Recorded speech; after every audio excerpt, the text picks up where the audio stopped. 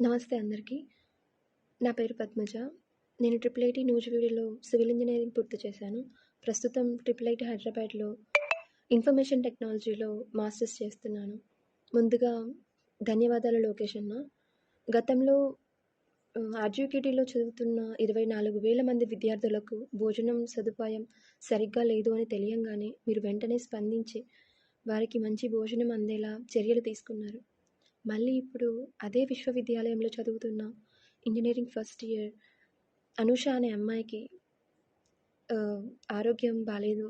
తను ప్రాణాలతో కొట్టుమిట్టు ఆడుతుంది అని తెలియంగానే వాళ్ళ కుటుంబాన్ని కలిసి వారికి ఆర్థికంగా సహాయం చేయాలి అని మీరు నిశ్చయించుకొని మీరు మీ టీం కలిసి వాళ్ళకి మీ సహాయాన్ని అందించారు. ఈ విధంగా మీరు చేసే ప్రతి చర్య మాలో ఒక రకమైన ధైర్యాన్ని, ప్రోత్సాహాన్ని నింపుతున్నాయి.